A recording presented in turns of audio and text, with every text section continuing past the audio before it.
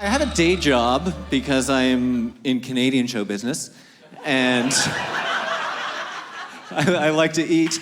I'm a small animal vet during the day, which is weird, I know. Crushing pussy! So much. Crush so much pussy, you guys. It's amazing. It's kind of boring, though. I've been doing it for a really long time now, and it's kind of like always the same. It's like chop off some balls, kill a cat, vaccinate something, rinse and repeat, and hope that you got them in the right order. It's like, oh, sorry about that one. Oops. You can have your money back. It's terrible. Every now and then, though, something fun happens. Like last week, I diagnosed my first high cat, which is super fun. I've diagnosed a lot of high dogs because dogs are dumb. And they will eat your stash. And they always look the same when they come in. They've got huge pupils. And they're like super wobbly. They're like, oh my God, I'm so high, I'm so high.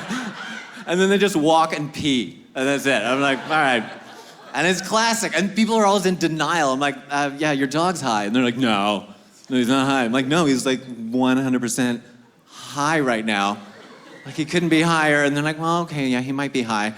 And they're like, well, it must have been the neighbors throwing their pot over the fence.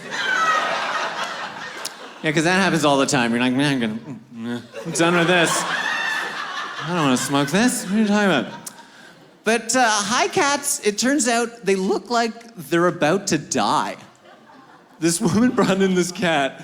I was like looking in this carrier at this cat. I'm like, oh, this does not look good. This does not look good. I hope you're not too attached to this cat. and still had big pupils, like huge pupils, but it was just not moving at all. I'm like, and its heart was barely beating. It's just like thump. I'm like, oh, it's not good. It should be faster than that thump. I'm like, oh, that's so good. So I was going out to make out my estimate, or as I like to call it, let's put a price on love. Right? Do you want a cat, or do you want this cat? Because